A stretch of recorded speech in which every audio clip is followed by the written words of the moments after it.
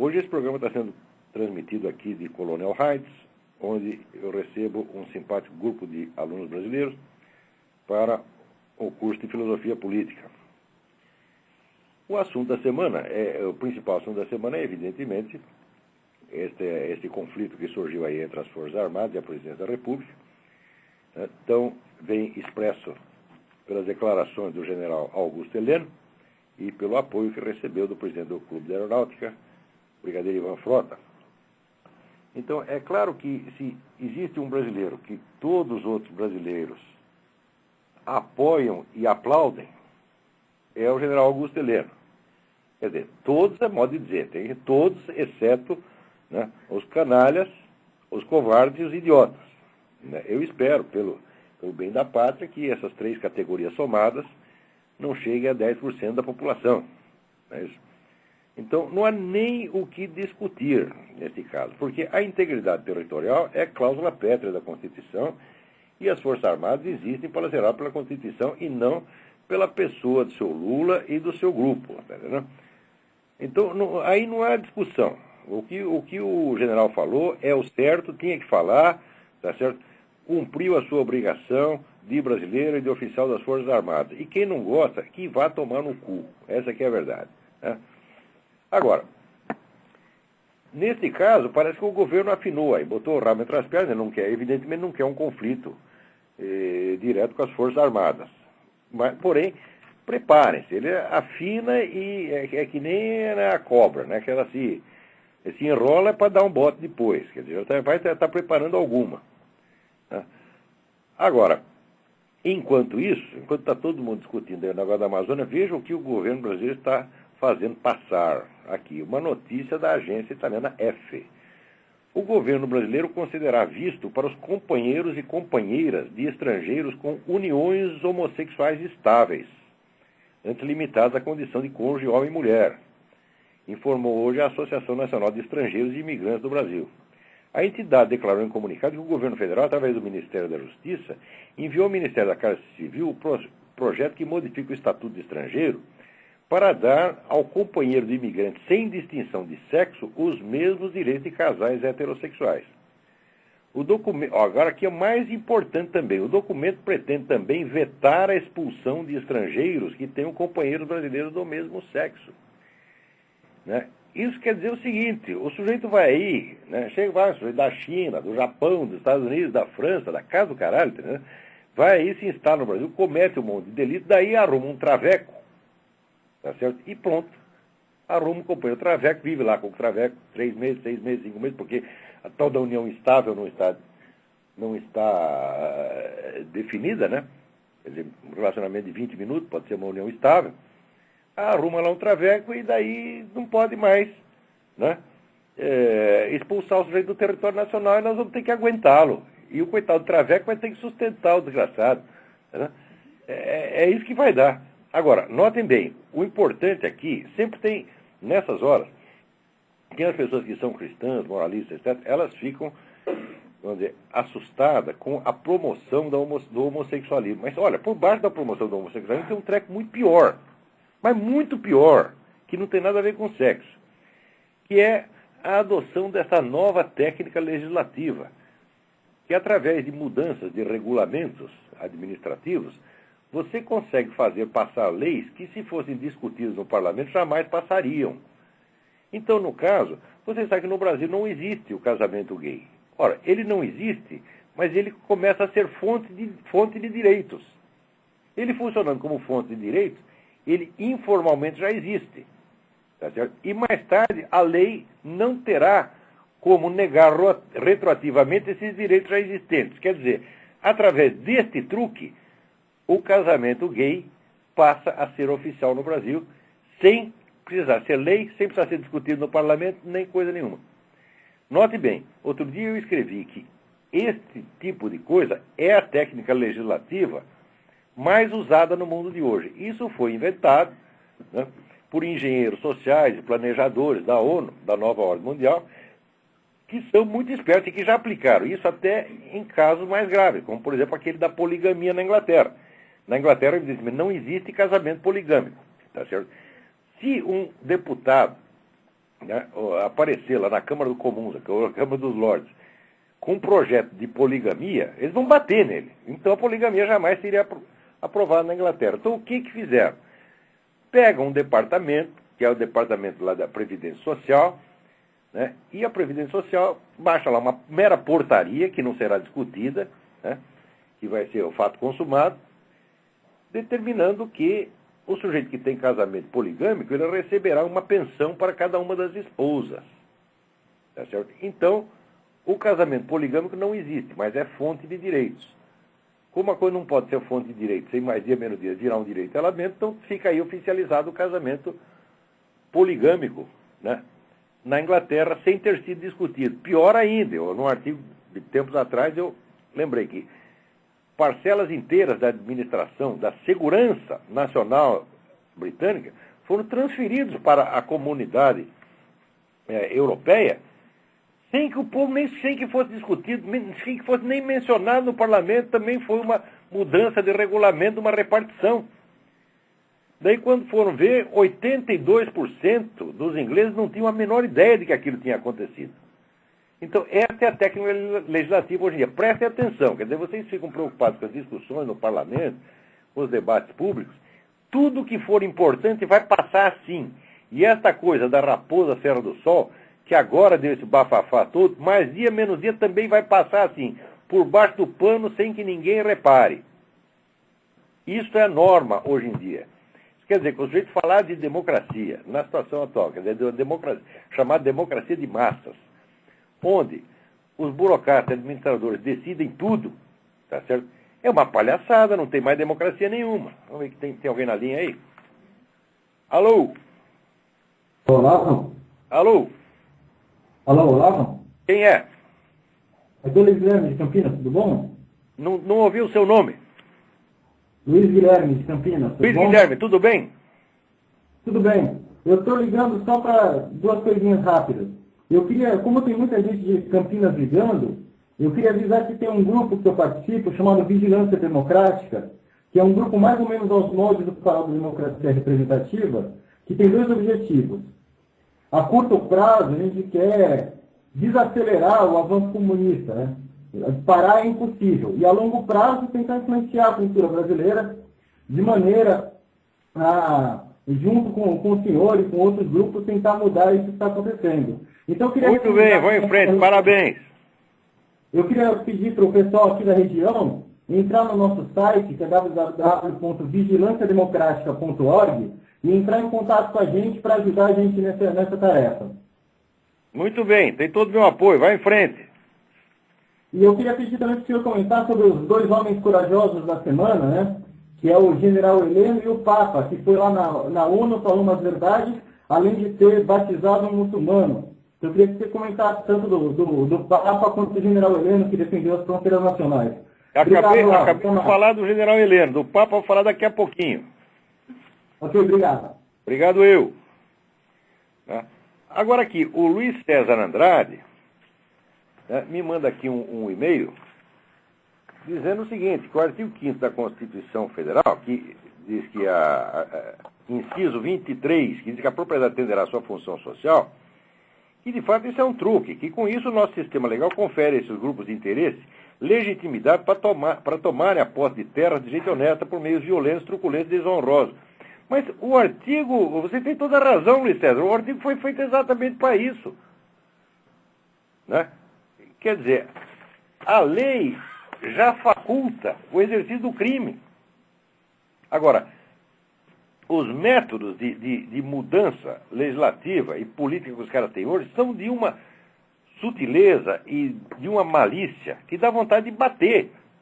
Você vê, por exemplo, quando o governo Fernando Henrique começou a dar dinheiro para o MST, tá certo? Sem que o MST tivesse existência jurídica, qual é a consequência disso? Quer dizer, não é só que é uma coisa ilegal, você dá dinheiro do governo, dinheiro do contribuinte, para uma entidade que não existe. Acontece o seguinte, como a entidade não existe, ela não precisa passar recibo. Ela não tem responsabilidade sobre o dinheiro que ela recebe. Quer dizer, não pode ser processado se fizer mau uso do dinheiro. Ou seja, esse é um dinheiro que o governo dá e não pode pedir satisfações. Mais recentemente, o seu Lula isentou as centrais sindicais de fiscalização pelo Tribunal de Contas. O que é isto, meu filho? O que significa isto? Não é só o problema do dinheiro, não. O problema é que você está criando, vamos dizer, uma nova estrutura de poder que está acima do Estado, à qual o Estado tem que servir. Isso foi exatamente o que se fez na Rússia com os sovietes. Os sovietes eram sindicatos rurais que não tinham existência legal. Só que, aos poucos, eles foram assumindo funções das prefeituras, de tal modo que, quando você chegar numa cidade do interior da Rússia e precisar de um papel, de um documento, a prefeitura não conseguia fazer, era só o soviético que resolvia, porque era ele que tinha o poder e o dinheiro. Então, quando Lenin voltou da Alemanha, né, com o lema todo o poder aos sovietes, o poder já era dos sovietes. Assim como hoje, o poder já é do MST, já é das centrais sindicais. Agora, quando você explica para as pessoas que isto é exatamente uma revolução comunista, milimetricamente idêntica, né, as pessoas ficam, vão dizer, o cérebro do nego paralisa. E eles começam, não, isso é teoria da conspiração, e papapá. Quer dizer, isso é um bando, tá certo? O cérebro desses caras é constituído de titica de galinha, sem desdouro para as galinhas, tá entendendo? Então, quer dizer, pessoa que não consegue pensar, não consegue, você põe aqui 2, e daí faz a cruzinha, mais 2, igual, e põe lá a interrogação, você, não sei, pode ser. Porra, eu já estou com o saco cheio disso, não aguento mais conversar, tá com um idiota presunçoso, né? Agora, falando em idiota presunçoso, aqui tem, né, um editorial da Folha de São Paulo, no dia 17 de abril, dizendo que o apoio do presidente americano à bandeira antirrelativista de Bento XVI, né, revela os limites do pensamento conservador. Olha aqui, pensamento conservador, George Bush e Bento XVI. Espera um pouquinho, espera aí, vamos devagar. Eu, quando quero saber o que é o pensamento conservador, eu vou ler a National Review, eu vou ler o American Spectator, eu vou ler o Human Events, eu vou ler os jornais, revistas do pensamento conservador. E daí eu fico sabendo o que os conservadores pensam. Do mesmo jeito, né, que se eu quiser saber o que a esquerda soft está pensando, eu tenho que ler o New York Times, eu tenho que ler, quer dizer, eu tenho que perguntar para o sujeito qual é a opinião dele, eu não posso inventar a minha opinião. Agora, se você pegar todos os conservadores americanos, todos, sem exceção, pergunta para eles, George Bush é conservador? Todos vão dizer, jamais. Ele teve o voto conservador para livrar os Estados Unidos de 2 flagelos, um chamado Al Gore, que é o maior vigarista de todos os tempos, tá certo? E outro, o John Kerry, que era uma besta quadrada, mentiroso também pra caramba. Então, para livrar isso aí, eles votariam, tá certo? Em George W. Satanás, se fosse preciso, tá entendendo? Então, como quem tinha era George W. Bush, votaram no George W. Bush, o que não quer dizer que o consideravam um conservador. Jamais o consideravam um conservador. Em hipótese alguma. E, nos últimos anos, quando se revelou o apoio dele à proposta da União Norte-Americana, que é fundir México, Estados Unidos e Canadá, tá certo? Vamos dizer, apoio dele à anistia para os imigrantes ilegais, tá? Aí, mais que nunca, né, os conservadores estão putos da vida com ele, não querem saber de conversa com o cara. Tá, então, da onde que a Folha tira isso que o Bush é a expressão do pensamento conservador?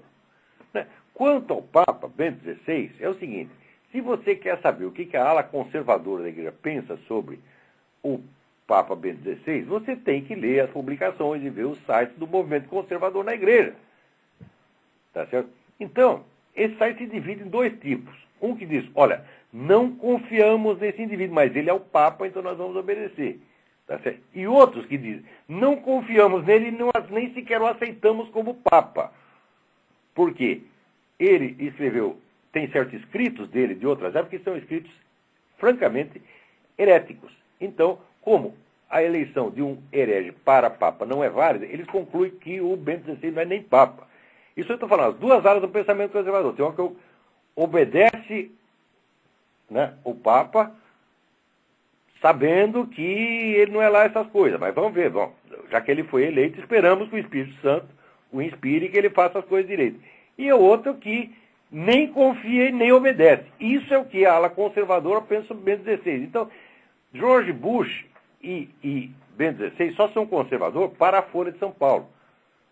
Por que a Folha de São Paulo faz isso? Porque é próprio da esquerda inventar o seu adversário à imagem e semelhança daquilo que interessa à própria esquerda. Quer dizer, ela seleciona a direita que lhe interessa, tá certo? E é essa que ela passa a combater. E com isso, o que eles fazem? Eles não estão combatendo um adversário, eles estão dominando, monopolizando e moldando o debate de acordo com as suas conveniências. Sobretudo, o que eles fazem com isso é excluir do debate a verdadeira posição conservadora. Assim como no Brasil eles chamam de conservador Fernando Henrique, Zé Serra. Fala, meu Deus do céu, Zé Serra, tá certo? É mais marxista-leninista do que Marx e Lenin somado. Tá certo? Você tem um comunistão fanático. Tá certo? Mais ainda, por exemplo, as Forças Armadas, o Zé Serra odeia mais Forças Armadas do que todos os comunistas jamais odiaram. Todo mundo sabe disso. Agora, o Zé Serra vira o pensamento conservador. Fala, que palhaçada é essa? Esse é o pensamento conservador que interessa para o PT. Tá certo? Então você pega o sujeito que está um pouquinho menos à esquerda do que você, e essa passa a ser a única direita legítima. Né? E os caras que são direita mesmo, não têm direito a voz e voto. É jogado na lata e lixo da história. Vamos lá, quem é? Alô? Alô, Olavo? Sim. Olavo, cara, aqui é o Davi Carvalho de Belo Horizonte. Davi de Carvalho, tudo bem? Tudo bem. Eu queria saber o seguinte, eu lembro que uma vez o senhor no bate-papo com o Yuri falou sobre as chances de surgir algum gênio literário no Brasil. E é o seguinte, surgiram alguns gênios em sociedades completamente decadentes do passado. E, assim, eu gostaria de saber qual que seria as chances de aparecer algo assim no Brasil e mesmo, sei lá, nos Estados Unidos decadentes. Acho que ele não pode aparecer em qualquer lugar. Se aparecer algum, eu dou um conselho para ele. Fuja! Vá para a Zâmbia! Vá para a Serra Leoa! Vá para algum lugar decente, não fique aí. Porque o que está acontecendo no Brasil não é uma decadência, é um fenômeno muito esquisito. É um fenômeno de que os debates públicos, a totalidade dos debates públicos, hoje em dia é falsificada. Não se debate. Agora, por exemplo, agora mesmo estava dando exemplo, vamos dizer, dessas grandes modificações estruturais que são feitas por meio de meras medidas administrativas sem que ninguém fique sabendo, ninguém discute. Enquanto isso, a totalidade da mídia está discutindo outra coisa. Quer dizer, virou o reino da desconversa universal. Dentro disso, todo mundo fica idiota. As pessoas ficam fracas. Eu vou te dar um exemplo. Por exemplo, o general Augusto Heleno, grande homem, grande brasileiro, homem sério, tá certo? Ele está percebendo que tem um treco errado. Então, o que ele diz? A política indigenista do governo é caótica. E caótica coisa nenhuma, é uma política muitíssimo bem calculada para desmantelar o Brasil e subjugar o Brasil à ONU. Não é caótica coisa nenhuma. Agora, ele parte do princípio de que somos todos patriotas e todos queremos interesse nacional, só que uns querem defender de um jeito e o presidente quer defender do outro. Então, o que ele está? Ele não está podendo ou não está conseguindo enxergar a gravidade total da coisa. Ou se ele enxerga, ele não quis levantar o debate em público. Porque o fato é que essa coisa da Raposa Serra do Sol, isso é crime de alta traição. Isso é para tirar o sujeito da presidência a pontapé. Um chute no meio do cu é que tinha que fazer com esse sujeito imediatamente. Quer dizer, o cara quer desmembrar o território, meu saco. O que é isso, porra? E isso é para discutir educadamente? Aqui discutir educadamente nada. Então, o general foi lá e disse a coisa com meias palavras. E no Brasil todo mundo discute a coisa com meias palavras. Então ninguém tem a medida certa do que acontece. Tá certo? Então virou o reino geral do eufemismo e as pessoas tomam o eufemismo como realidade. Eu vou te dar um exemplo, outro exemplo que agora mesmo eu estava comentando. Você lembra quando o Lula foi lá, comungou sem confessar, cometeu um sacrilégio, acabou de cometer o sacrilégio, declara que é homem sem pecado. Quer dizer, dois pecados um atrás do outro, quer dizer que ele não tem nenhum. Né? Quer dizer, o sujeito ofendeu brutalmente a igreja, tá certo? E daí o cardeal lá do Rio de Janeiro, do Zé Bruchard, o que faz? Ele não é católico, ele é caótico. Pô, caótico caralho, eminência. O sujeito é sacrílego, o sujeito é um inimigo. Ele está excomungado, diga a verdade. Isso é excomunhão automática. Agora, o cardeal não pode ter nem medida. Então, o pessoal, os fiéis, não ficam sabendo a verdadeira gravidade do que aconteceu. E no Brasil, todas as discussões são assim. Então, resultado, o que você tem é um total deslocamento entre a linguagem pública e a situação de fato. Neste ambiente, nenhuma inteligência pode prosperar. O mais inteligente tiver QI 270, tá? Vai ficar imbecil também. Porque o cérebro humano, tá certo? Ele depende da informação com que você o alimenta. Se toda a informação, toda ela está truncada, está atenuada, está alterada, o sujeito vai ficar burro, você vai ficar deslizando em cima, patinando em cima da realidade sem poder andar.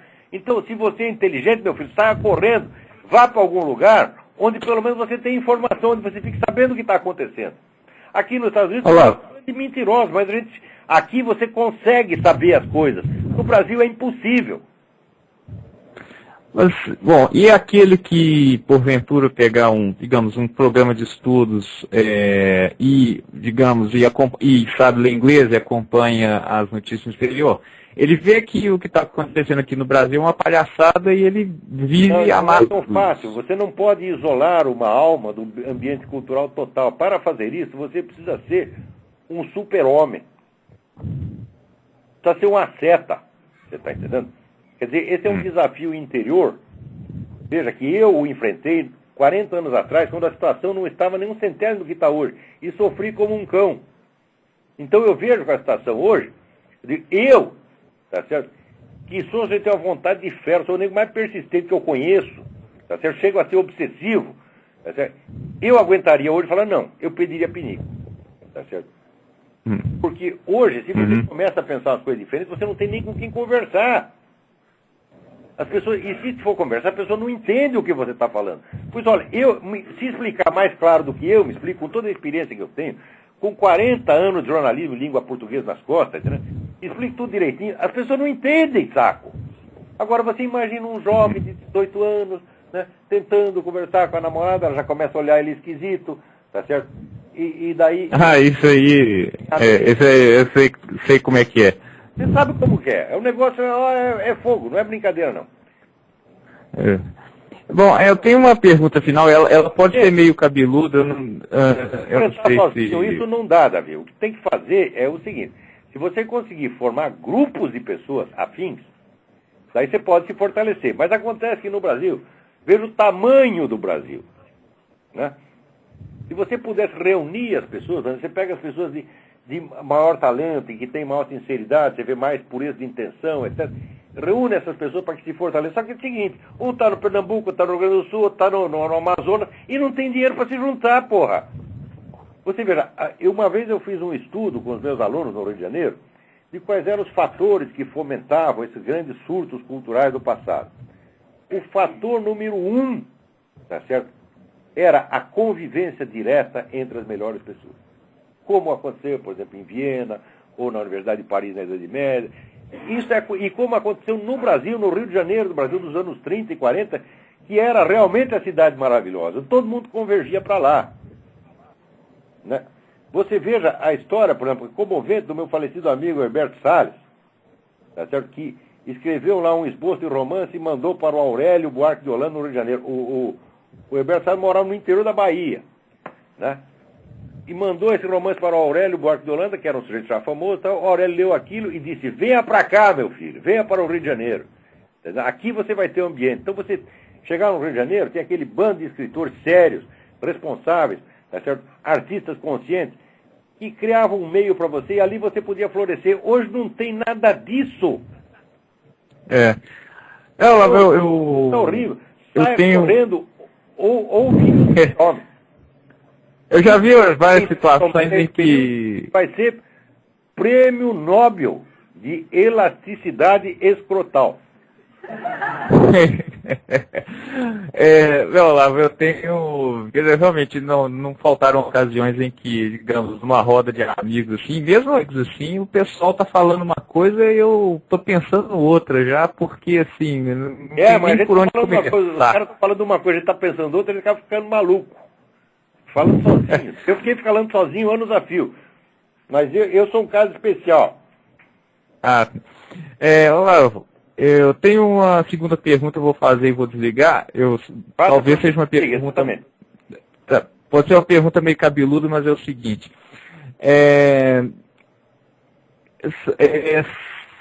Tem o Duns Scotus na Idade Média lá. Ele fez uma obra mais ou menos contemporânea a São Tomás de Aquino. E muitos dizem que essa obra do Duns Scotus ela é, digamos, um início de heresia e que ela se desvia da visão da igreja. Eu vi o Mário Ferreira dos Santos diz que ela é complementar a São Tomás de Aquino. Também acho. Eu queria que o senhor desse uma comentada nisso, não, porque realmente eu vi uma visão de algum grupo católico, opinião sincera de que o Duns Scotus seria algo herege. O senhor poderia comentar isso, por favor? Obrigado e tchau. Vamos ver se eu consigo explicar isso aqui em 5 minutos. Né? Bom, a principal diferença entre Santo Tomás de Aquino e Duns Scotus é que, para Santo Tomás de Aquino, as essências dos entes são essências das espécies. E a diferença de um ser, de um exemplar dessa espécie para outro, é uma diferença física e numérica. Ao passo que John Duns Scotus admite a existência de uma essência individual, que ele chama esseitas. Quer dizer, não é só a essência da espécie, é a essência do indivíduo. Eu digo, olha, as duas perspectivas são possíveis, e elas, de certo modo, se complementam. Né? John Duns Scotus dizia que se não existisse essência individual, a salvação da alma seria impossível. E eu acho que ele não estava errado, não. E nunca houve, de fato, um confronto efetivo entre essa ideia dele e Santo Tomás. Então, eu acho que é melhor tirar o melhor proveito dos dois. Né? O John Duns Scotus, quando chamaram ele Doutor Sutil, tinha toda razão, porque, de fato, é um sujeito capaz de perceber assim, nuances que por pouco ninguém percebe, tá entendendo? Mas ele sabe notar isso. É um grande filósofo, é um gigante da filosofia e é um membro da igreja e só ajudou a enriquecer o pensamento cristão. E quem acha que é herege, já vai lamber sabão, vai. Ele está querendo procurar heresia aí, que é isso? Peraí, tem mais alguém na linha aí? Alô? Você tem tanta heresia por aí, tá heresia sobrando, você ainda tem que ficar procurando. Boa noite, Olavo. Boa noite. Ricardo. Ricardo? Isso, de São Paulo. Tudo bem? Tudo bem? Olavo, eu ia te perguntar de filosofia, mas não adianta, vamos deixar para outro dia. A Revolução Comunista, ela me inculca mais. Olavo, falando estrategicamente, onde você acha, porque você estava comentando até agora há pouco, né, da dificuldade de você organizar um movimento que queira ter uma dimensão política num determinado pensamento e tal. Mas onde você acha, nessa revolução que esse pessoal está montando hoje, onde você acha que estão os principais focos ainda de resistência no país? E como é que esses focos eles podem ser trabalhados estrategicamente para segurar um pouco a velocidade desse movimento? Foco de resistência somos nós. Mesmo espalhado pelo território nacional. Tem poder, tem dinheiro, tem organização política, tem coisa, e somos nós. Não é uma resistência política, é simplesmente uma resistência existencial e humana. Que esse é um direito que os caras não podem nos tirar. Você está entendendo? Que eles podem nos forçar até a obedecer, mas a respeitá-los não. Tá certo? No nosso coração nós sempre vamos estar repetindo, esses caras são uns bosta, nós não os respeitamos, tá certo? Eles podem até nos mandar pro gulag, fuzilar, quer dizer, pode dominar o nosso corpo. A nossa mente, a nossa alma, não. Essa é a única resistência que existe, a resistência da alma humana. Eu entendo, Olavo, mas, por exemplo, como é que você vê o judiciário brasileiro, o exército brasileiro hoje em meio a tudo isso? Olha, já faz 3 anos que eu estou fora daí, tá certo? Eu acompanho as coisas até onde eu posso, por informações que o pessoal me envia, eu recebo muita carta e tal. A minha capacidade de diagnosticar aí é limitada, e ela diminui a cada dia. Né? Uhum. Mas eu acho que, por exemplo, esse episódio aí do negócio do Raposo Serra do Sol foi o aglutinador das Forças Armadas. Os caras perceberam primeiro. Eles tomaram consciência de que eles têm força, de que eles podem calar a boca do presidente da República. Mas se eles podem fazer, eles podem fazer muito mais. Tá certo? Segundo, é importante reparar que no Brasil, da minha experiência brasileira, eu vivi 58 anos nesse país, estudei coisa pra caramba aí. Eu só encontrei verdadeiro patriotismo entre os militares, porque eles têm consciência histórica. Eles contam a história do Exército, sabe que a história do Brasil começa na Batalha de Guararapes, a história do Brasil é a história do Exército Brasileiro. Quer dizer que o coeficiente de patriotismo entre os militares é enorme, incalculavelmente maior do que entre os civis. E eles têm consciência disso e se sentem um pouco isolados por isso. E daí uma certa desconfiança com relação ao elemento civil. Tá certo? Então, muitas vezes, eles mesmos não se dão conta do seu próprio valor. Sim. Não, quer dizer, com toda essa campanha de difamação que teve contra as Forças Armadas, que inventaram crimes inexistentes, até inventaram crimes inexistentes para sujar a reputação das Forças Armadas, que foi uma coisa covarde, filha da puta, canalha, que eu vi os caras inventando essas coisas, meu Deus do céu, né? Pessoas que eu conhecia, que eu sabia que a pessoa morreu de velho na Europa, está lá na lista das vítimas da ditadura, eu vi isso aí com meus próprios olhos, pô. É uma coisa nojenta o que fizeram, tá certo? Então, Olavo, será que já tem muitos ferolas lá? Hã? Será que já tem muitos ferolas? Peraí. Eu mesmo vou me confundir, peraí. O ferola. Hã? O ferola. O ferola, que foi naquele congresso da Bolívia. Pois é, mas aí eu vou chegar aí, peraí, exatamente. Tem muitos? Vai lá, continua, Olavo. De tanto levar porrada por um lado, daí por outro lado a esquerda chega com oferta de um pseudo-nacionalismo constituído apenas de anti-americanismo. Tá certo? E aquele negócio de tanto apanhar, né? Você leva um afago, você cede. Então a esquerda usou com as Forças Armadas essa dupla técnica. Uma porrada e um queijo, um choque e um queijo. E muita gente nas Forças Armadas, inclusive o Brigadeiro Ferola, caiu nessa. Gente boa, honesta. Nunca duvidei que fossem pessoas honestas. Tá certo? Mas cai nessa conversa. Agora, com esse episódio da Raposa Serra do Sol, eles talvez tenham a chance de perceber quem é o verdadeiro inimigo. Porque o problema aí não é Departamento de Estado, não é Estados Unidos, chama-se Nações Unidas. Tá certo? E Nações Unidas é a mesma que quer desmantelar o território brasileiro, é a mesma que quer dissolver os Estados Unidos num negócio chamado União Norte-Americana. México, Canadá e Estados Unidos. É a mesma. Então, se você fica com um negócio de anti-americanismo, você fica batendo naquele que seria o seu aliado, enquanto isso o inimigo vem e come os dois. Eu espero que as nossas Forças Armadas tomem consciência de que é isso que está acontecendo. Mas eu não posso garantir que vão tomar. Espero que sim. Agora, o patriotismo desses caras jamais duvidei. Alguns dos melhores brasileiros que eu conheci estão nas Forças Armadas. Eu tenho muitos amigos. Outra coisa, ainda tenho algumas esperanças. Tem que falar que nem o Bolsonaro nesse discurso maravilhoso aí. Me mostre lá um coronel, um capitão do tempo da ditadura militar que saiu de lá rico. Eu lembro que naquele tempo tinha o ministro Andreasa, que era ministro das Obras Públicas, todo mundo dizia que o Andreasa metia a mão no dinheiro público. Todo mundo falava isso. No meio jornalista, todo mundo falava isso. Quando o cara morreu, a família não tinha dinheiro para enterrar o fulano. Tiveram que fazer a coleta para enterrar o coronel. É isso aí, Olavo. Eu vou desligar. Ó, só deixa eu te dar uma boa notícia, viu? De vez em quando tem uma boa notícia. O Alaor Café foi aposentado compulsoriamente. Ah, que maravilha, que maravilha. Eu acho que algumas pessoas já tinham que ser, né, aposentados previamente, quando nasce. Primeira chupeta, que meu filho, sua primeira chupetinha e sua aposentadoria. É isso aí, Olavo. Um abraço meu e dos seus amigos lá do Largo São Francisco, viu? Um abração, obrigado. E tchau, parabéns pela saída do Alaor Café. Falou. Agora, peraí, tem mais alguém aí? Eu quero ler aqui uma obra magna do Hélio Schwartzman, vocês não me deixam comentar. O Hélio Schwartzman tem uma característica. Tudo que o Hélio Schwartzman escreve é errado. Tudo. Ele sempre escreve errado. Então, a priori, já sabe que saiu dele, já vem besteira. Mas dessa vez ele caprichou, porque ele comentando esse caso da menina Isabela, né, esse crime horroroso, né, ele diz aqui que, olha, afinal de contas, por que vocês estão tão espantados assim? O amor às crianças, né, é uma coisa recente na história humana, foi uma invenção cultural, né?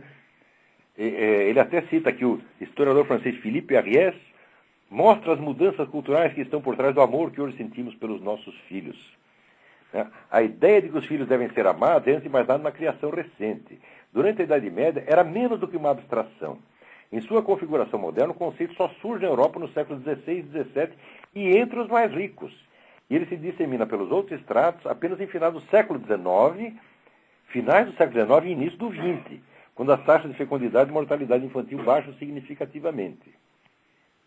A infância no antigo regime era vista de um modo muito diverso de hoje. Uma criança não passava de um projeto de adulto. Para Ariès, a função da família no antigo regime era basicamente de perpetuar o patrimônio e os costumes.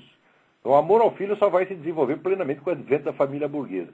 Mas olhem quanta maravilha. A primeira coisa é a seguinte, ele reconhece o seguinte, a circuitaria cerebral responsável por esse, digamos, amor às crianças é comum a vários mamíferos. Não é isso? Eu sei, eu vejo que a minha cachorra, por exemplo, se some, os filhinhos dela ficam desesperados, fica o dia inteiro cuidando dos bichinhos, dando banho neles, etc. Né? Então, ora, o camarada diz que ele é um evolucionista darwiniano. Agora, se é evolucionista darwiniano, você vai me explicar como é que é uma coisa que os bichos já sabiam, como é que a humanidade desaprendeu e teve que reaprender depois do final do século XIX. Quer dizer, como é que a evolução animal vai explicar uma evolução desse tamanho, onde os caras vão abaixo do nível dos cães e dos orangotangos, em primeiro lugar. Segunda coisa, né? Você vê que maravilha, no antigo regime a criança era apenas, vamos dizer, para preservar o patrimônio, né? E o amor aos filhos só vai se desenvolver com o advento da família burguesa. Mas, caraca, não foi o capitalismo que, segundo vocês, transformou tudo em valores monetários? Era o antigo regime que fazia isso? Né? E o capitalismo, então, chega e, de repente, né, ele humaniza tudo, as pessoas deixam de ser valores de mercado e passam a ser, né, valores humanos que devem ser preservados. Né? O nego está aqui invertendo tudo, fazendo uma confusão dos diabos. Né? E, além disso, a ideia de que os filhos devem ser amados é, antes de mais nada, a criação recente. Durante a Idade Média era menos do que uma abstração. Eu digo, mas espera aí. E todas essas madonas com o bebê no colo que eles pintavam? Né? E aquilo que conta lá um historiador 1000 vezes melhor que o Philippe Ariès, que é o Jan Huizinga, ele diz que o nascimento de uma criança era motivo para uma celebração que podia durar vários dias, era uma coisa extraordinária. E por que você vai celebrar tanto, né, o nascimento de um sujeito que não tem importância nenhuma, que é só apenas um cálculo patrimonial? Que estupidez é essa, porra? Quer dizer, o sujeito ele quer se colocar, assim, do ponto de vista científico, ele se colocar infinitamente acima dos sentimentos humanos e falar com aquela total objetividade científica. Eu digo, isso é coisa de moleque de 14 anos. Porque eu, quando tinha 14 anos, se lesse esse negócio aqui, eu ia concordar, porque eu também queria estar, né, acima, né, da mediocridade humana e encarar tudo como se eu fosse, né? Ele está lá no céu das ideias puras, observando a evolução animal, aqueles pobres bichinhos, né, evoluindo darwinianamente, e ele lá, né, analisando com frieza científica os sentimentos humanos, até o ponto de dizer que o bonito no darwinismo é justamente que não faz muita diferença se os comportamentos adotados pelos indivíduos são genuínos ou afetados. Né? O resultado tende a ser mais ou menos o mesmo. A intencionalidade e o livre-arbítrio talvez sejam conceitos biologicamente menos reais do que o direito e a teologia gostariam. Eu digo, ora, qual é o conceito biológico de intencionalidade? A biologia estuda a intencionalidade, a biologia estuda o livre-arbítrio. Aonde que você viu isto? Para a biologia, isso aí está... Né? Aonde que você... Qual é o conceito biológico disso aí? Não tem nenhum conceito biológico. Está fora completamente do domínio da biologia. Se você for esperar que a biologia confirme que você tem livre-arbítrio, porra, o que é isso? Pode esperar sentado. Né? Quer dizer, uma ciência não pode se pronunciar sobre objetos que, na própria definição da ciência, já estão excluídos do seu campo de investigação. Né? Então, como não existe conceito biológico do livre-arbítrio, A biologia não pode estudar isso, não tem nada para dizer. Então, quer dizer, o sujeito vai dizer, olha, livre-arbítrio não existe porque eu procurei em todos os livros de biologia, não encontrei. É o raciocínio do Hélio Schwartzman. Mas, como pode ser tão burro assim? Quer dizer, aí não é uma questão de opinião. O sujeito tem direito a ter opinião, claro. Mas não tanto assim. Se tudo diz que é darwinista, então você vai ter que me explicar como é que houve essa involução, como é que depois que os animais aprenderam, né, o amor às crianças, e o ser humano miraculosamente desaprendeu e depois, mais miraculosamente ainda, reconquistou culturalmente. Claro que tem por trás de toda essa argumentação idiota o famoso erro que o Edmund Husserl chamava o psicologismo. Quer dizer, o psicologismo é você confundir a presença mental de uma informação com a realidade dessa informação. Quer dizer, não é porque um certo dado é uma descoberta cultural que ele é só um elemento cultural. Porque culturalmente, algum dia, algum troglodita teve que descobrir que 2 mais 2 dá 4. Isso não quer dizer que foi só a partir desse dia que passou a dar 4. Né? Culturalmente, um dia, um sujeito chamado Pitágoras somou lá os quadrados dos catetos e viu que era igual ao quadrado da hipotenusa. Isso não quer dizer que antes não fosse, meu filho.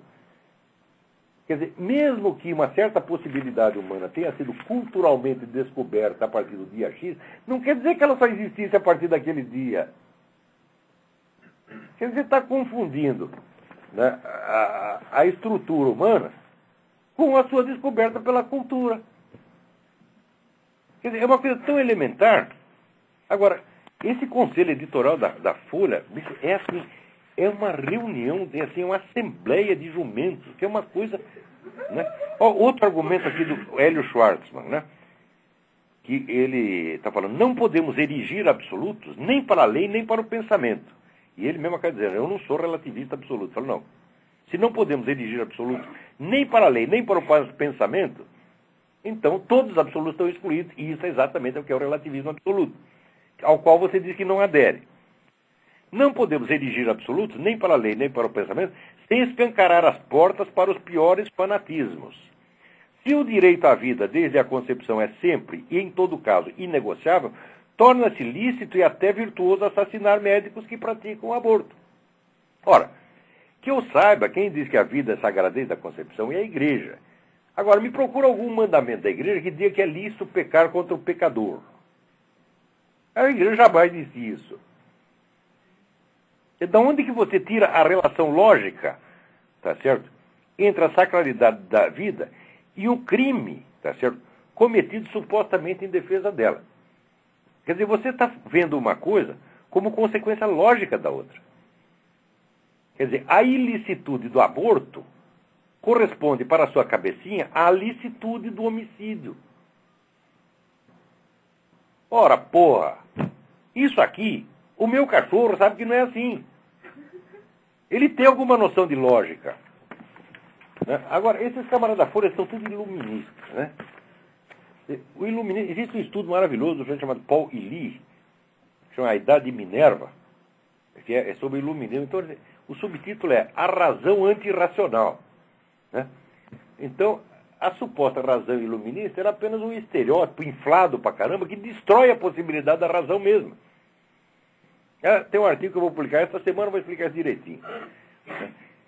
E a Folha é o templo do iluminismo brasileiro. Agora, aqui tem um debate muito interessante, aqui não tem nada a ver com isso, mas no site, grupo de discussão A-Albionic, apareceu uma coisa que eu gostaria de lembrar a você. Tem coisas que são tão óbvias, e tão conhecidas, que a gente nunca pensa nelas. Né? Então aqui, um sujeito estava lá falando mal de Israel, disse... Israel manteve uma das mais longas ocupações na história moderna, controlando o destino de 2 milhões de palestinos. Daí o outro lembra o seguinte, o interlocutor lembra a seguinte coisa. Todos os territórios dominados pelos muçulmanos, fora dos limites estritos da Arábia Saudita, todos, sem exceção, foram conquistas militares. Os muçulmanos não descobriram nenhum território, não ocuparam pacificamente nenhum território. Foi todo o Império Muçulmano foi conquista militar.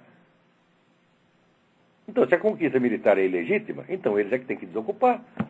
Entre outras coisas, eles tomaram o território do quê? Dos judeus. Tomaram o território dos judeus, tomaram o território dos cristãos, tomaram...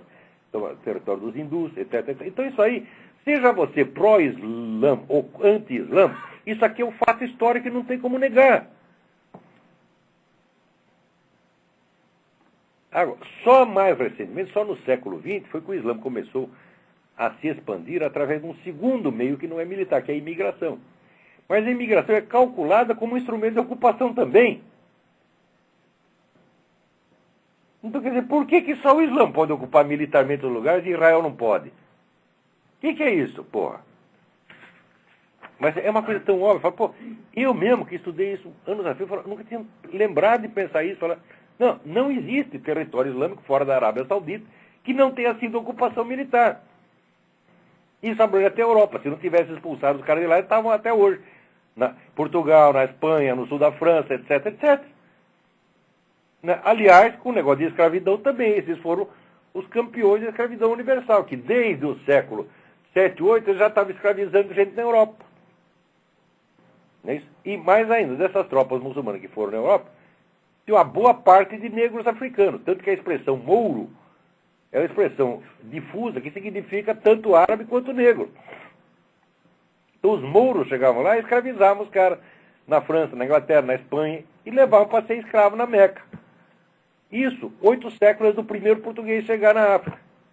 Agora, depois apareceram a Europa, que é a grande força escravizadora. Então só falta. Tem cara que diz até que os Estados Unidos é o campeão da escravidão. Quer dizer, por que nós somos obrigados a engolir essas loucuras todas, né, e responder educadamente?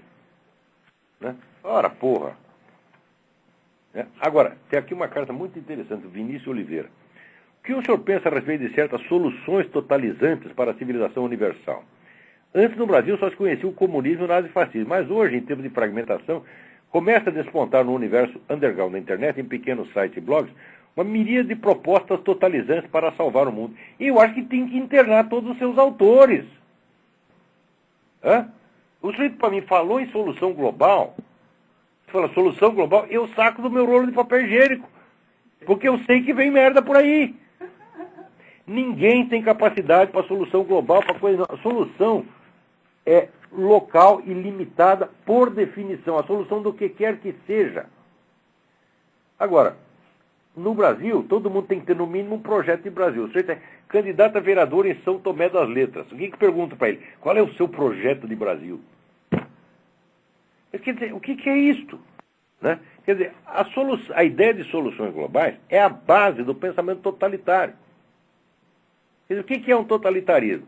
É um projeto total, que abrange todos os setores da vida humana. É uma coisa que ninguém tem o direito de fazer e ninguém tem o direito de querer fazer. E se você quer buscar a solução, busca a solução para o seu problema. Tá entendendo?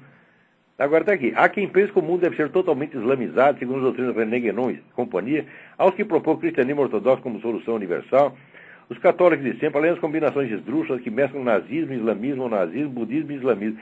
Tem o tal do Alexandre Dugin, que é o sujeito que inventou o nacional-bolchevismo. O nacional-bolchevismo junta comunismo, fascismo, né, islã e a direita católica, e junta tudo isso e diz, vamos ferrar com os Estados Unidos. Né? E criar aqui uma civilização global. Então é tudo louco, porra. Agora, até o pessoal libertarian, né? Quer dizer, tem a utopia da abolição geral do Estado. O que é tudo isso, minha gente? É mentalidade revolucionária. A característica da mentalidade revolucionária: inventar um futuro maravilhoso e interpretar a história anterior à luz desse futuro maravilhoso. Como se tudo estivesse se encaminhando para lá. Esse futuro jamais chegou, jamais chegará, por definição, porque quanto mais você se desloca no tempo, mais o futuro vai indo para frente junto com você. Tá certo? Que nem a cenoura de burro. Então, a estrutura do pensamento revolucionário é uma cenoura de burro. Você vai para frente, a cenoura vai mais ainda. Tá certo? Então, qualquer sujeito que vier com solução global, eu vou dar um conselho para você. Se o sujeito vier com a solução global, bata nele. Não é uma solução global, mas é uma solução local perfeitamente eficiente. Peraí, tem alguém aí na linha. Alô, quem é? Olavo? Eu? Opa, Olavo, oi, tudo bem? Tudo bem? Eu vou sair um pouquinho do assunto, que eu fiquei com uma dúvida, né? Pertinente aqui, eu acho que o senhor é a única pessoa que poderia me tirar essa dúvida. Vamos lá. A física que é chamada física quântica, ela vai contra o princípio de o princípio do terceiro excluso? Claro que não. Claro que não. Nenhuma contradição observada no terreno dos fatos tem nada a ver com os princípios lógicos. Nada. O universo está cheio de contradições. Cheinho. Sim. Contradições, polaridades, etc. Como é que um fato pode abolir uma relação lógica? Isso é de uma estupidez. Eu já li muita gente falando isso. A física quântica abole o princípio de identidade terceiro excluso. Mas como? Para você poder expressar essa contradição, para você poder pensá-la, você precisa do princípio de identidade terceiro excluso. A lógica é uma ciência de relações formais que expressa a estrutura da possibilidade. Todos os fatos existentes, para existir, têm que ser possíveis. Então, nenhuma relação lógica pode ser impugnada por nenhum fato observado. Isso é o que se chama doença do psicologismo. Leia Edmund Husserl, As Investigações Lógicas. É um dos livros mais difíceis que eu já vi, mas é um livro altamente recompensador. Você ficar um ano... Olha, tem uma introdução das investigações lógicas, que tem lá umas 200 páginas. Se você ficar um ano lendo isso, vai te vacinar contra tanta besteira, mas tanta que você nem imagina. Eu praticamente não vejo o sujeito abrir a boca para lançar nenhuma teoria nova que já não esteja lá impugnada pela crítica do Edmund Husserl ao psicologismo, que eu acho, até onde vão os meus conhecimentos, é a refutação mais bem feita que alguém já fez de alguma coisa, porque ele não deixa escapar aspecto algum. Então, isso que o sujeito diz, que a física quântica impugna o princípio de identidade terceiro excluso, isso já está explicado de antemão. Antes que o idiota pensasse essa porra, nem tinha física quântica ainda, Edmundo Husserl já tinha explicado que isso é uma impossibilidade pura e simples. E se o sujeito vem com essa conversa, a resposta é aquela: vai tomar no cu. É isso aí, Olavo. Olavo, uma segunda pergunta e eu vou desligar. Em relação, uma vez eu vi no Orkut um debate sobre a questão dos princípios filosóficos da existência de Deus, do princípio ontológico e do princípio das 5 proposições de São Tomás de Aquino apresentadas, né? E da crítica, né? Muita gente discordando da crítica que Tomás de Aquino colocava contra o princípio ontológico. Só que lendo Mário Ferreira dos Santos, eu fiquei impressionado na síntese, né? Que ele colocava na questão desses dois princípios, né? Em vez de ele excluir um ou outro, ele conseguiu colocar, né, esses princípios, um complementando o outro. Aí, se eu pudesse... Certamente. A compreensão que o Mário Ferreira tem da filosofia escolástica no seu conjunto, na totalidade do seu desenvolvimento, é um dos fenômenos intelectuais mais maravilhosos que eu já vi. Ele entende tudo. Dá a impressão que ele estava lá, dá a impressão que ele estava sentado na Universidade de Paris conversando com aqueles caras. Ele entende a coisa por dentro.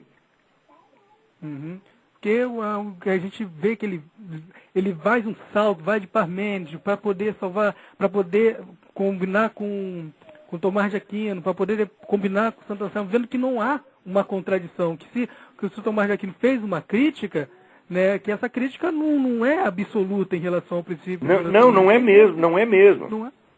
Porque ele não é mesmo. Outra coisa, eu mesmo escrevi um negócio baseado defendendo o argumento de Santo Anselmo contra a crítica do Kant. Eu acho o argumento de Santo Anselmo imbatível. Logicamente ele é imbatível. E não tem por onde escapar. Não, ontologicamente. Eu também não, eu li esse... Não sei se você viu isso aí, está na minha página. Eu leio sempre porque eu sou muito burrinho, então eu sempre estou lendo, repetindo, vendo aquilo ali, eu estudo aquilo ali de uma forma que assim, quase sistemática. Eu também tenho que ler, porque eu escrevo o negócio, daí no dia seguinte já esqueci. Daí eu vou ler e falo, porra, mas até que esse negócio está certo. Não, eu sempre leio, sempre comento isso. Aí a página, eu não dou muita opinião quando eu não tenho muita certeza sobre a questão. Então eu vejo só as discussões. Melhor coisa, eu acho que a gente tem que fazer um voto de pobreza em matéria de opiniões. Só deve ter opinião sobre aquilo que nos interessa profundamente, que a gente está disposto a estudar e que a gente está disposto a responder pelas nossas opiniões. Se não, vai ter opinião para quê? Opinião Já sugeri que as pessoas... a invenção do supositório de opinião. Tá certo? A opinião é... Ele compra a cápsula vazia na farmácia, põe a opinião lá dentro e já sabe o que fazer. A opinião, na verdade, é o campo comum da mediocridade intelectual, na verdade. É isso mesmo, é isso mesmo. Muito obrigado, Olavo. Obrigado eu esqueci de me apresentar, eu sou o Leonardo. Você sempre quando eu mando e-mail pro senhor, antigamente você tinha mais tempo para responder, eu agradeço. O negócio aqui está bravo, são colaboração, centenas de e-mails por dia. Mas está muito bom, assim. Obrigado pela sua participação. Tá, obrigado, Olavo. Um abraço. Obrigado eu. Agora aqui o Michel Forker me pergunta o que quer dizer essa expressão bodrap que eu usei no Jardim das Aflições. Je vous laisse en de bodrap. Eu vos deixo em maus lençóis. Isso foi dito pelo Gurdjieff, né? O Gurdjieff, aquele guru, temível gozador cósmico, tá certo? Fazia todo mundo idiota, né? Tinha lá um bando de discípulos que acreditavam em tudo que ele dizia, obedecia o cara cegamente, né? E daí, na hora que ele estava para morrer, ele reúne os discípulos e disse, eu vos deixo em maus lençóis. Je vous laisse en de bodrap. Vocês estão... Quem mandou acreditar em mim? Agora estão ferrados. E aí esses caras são os gurus do mundo moderno. Ai, meu saco. Falando nisso, peraí, tem mais um telefonema. Vamos ver se dá tempo de atender. Alô? Alô, Olavo? Eu? Aqui é Dante, de Caruaru, Tudo bem, Dante? Nós vemos acompanhando o seu trabalho desde a época que você fazia cursos e publicações sobre astrologia. Sim. E vemos no seu site que você elege como gurus alguns autores de base metafísica e pressupõe que você certamente já tenha lido os livros ou algumas obras do próprio italiano Júlio Evola. Partindo do entendimento de autores como Júlio Evola, René Guénon, Fritjof Schuon e outros afins, como é que você fala hoje em nome de uma direita ou em nome de uma perspectiva conservadora, diríamos, se essa escolha viria inexoravelmente por baixo, ou seja, em cima de concepções democráticas, à medida em que esses autores, da qual você, de certa forma, já deve ter colhido subsídios, entende que a solução nunca poderia vir de baixo e sim de cima, particularmente no caso do Júlio Evola, que defende um resgate da religião tradicional do Império Romano. Como é que, em poucas linhas, no tempo que nos resta aí, você poderia falar sobre isso? Desligo aqui, ok? Muito interessante a sua pergunta. Mas, em primeiro lugar, quando eu digo que o sujeito é meu guru, quer dizer que eu aprendi muita coisa com ele. Não quer dizer que eu siga todas as suas recomendações. Mesmo porque a pluralidade, como diz a Bíblia, a variedade dos conselheiros é que leva à sabedoria. Tá certo? Então ali você vai ver que tem gurus de índole muito diferente. Tá certo? Você tem lá o Ludwig von Mises e o René Guénon, tá certo? Você tem o padre Lonergan e o Júlio Evola, tá certo? Eu aprendi com todos eles, tá certo? Ok. Incorporar todas essas lições, né, me permite, às vezes, tirar algumas conclusões e ensinar, mas não me permite primeiro falar em nome de uma direita, eu só falo em meu próprio nome. Não tem nenhuma direita pelas minhas costas. Né? Se tiver e quiser que eu fale em nome, por favor, pague primeiro. Tá certo? Se eu falar em nome, né, custa algum dinheiro. Está pensando que eu vou falar em seu nome, né, de graça? Ora, vá a merda. Né? Então, eu falo em meu próprio nome porque eu pago o meu próprio trabalho, tá entendendo? Então, isso é somente a minha visão das coisas. Eu pretendo que ela tenha uma validade objetiva e, para isso, forneço as provas quando possível. E, quando é o caso de dúvida, eu digo, não sei. É só isso. Eu não estou ligado a nenhuma corrente política. E, note bem, hoje quem está sendo influenciado pelo Júlio Evola é o tal do Alexandre Duguin, que é um maluco total. Aliás, o Júlio Evola também era um maluco total. Não tem menor... Era um grande gênio e é um dos caras que mais entenderam essa coisa da alquimia, profundamente. Mas... o cara queria restaurar o Império Romano, acabar com a cristandade. Ele é maluco, porra. Tá certo? Num dos seus artigos, você que está no seu site, você fala basicamente que existe hoje 4 grandes movimentos no mundo. Se a memória não me traz, seria alguma coisa em torno da globalização. Seria processos de globalização, né? Com a globalização, teria o islamismo, teria o socialismo, e parece-me que teria um caso em nome dos Estados Unidos, que seria como, não o imperialismo yankee, como é colocado aqui pela mídia da esquerda, mas seria, vamos dizer assim, a tradição cristã, capitalista, como entende a cultura americana com a sua formação jesuítica. A pergunta que eu lhe faço é, a maioria desses grupos, você bem falou que não existia um poder centralizado, não existia uma unidade política, e sim movimentos atomizados, isolados. Eu sempre tenho distinguido muito bem o que é o islamismo como movimento e fato do homem e o que é o Islã. A pergunta que eu lhe faço é, partindo do pressuposto que a tradição islâmica é a única que se mostra viva do ponto de vista do seu arcabouço doutrinário, do ponto de vista das suas fontes estarem ainda legítimas, a sociedade... Eu acho que o cristianismo está inteiro. Socialmente ele está inteiro? Eu acho que o judaísmo está inteiro, eu acho que o hinduísmo está inteiro. Quer dizer, esse privilégio islâmico eu não reconheço de maneira alguma, não. Porque Cristo, quando veio, ele não reconheceu o Estado romano, ele não tinha uma solução social, parece-me que ele só tinha uma solução individual. Cristo não tinha solução global. Jamais ofereceu uma solução global.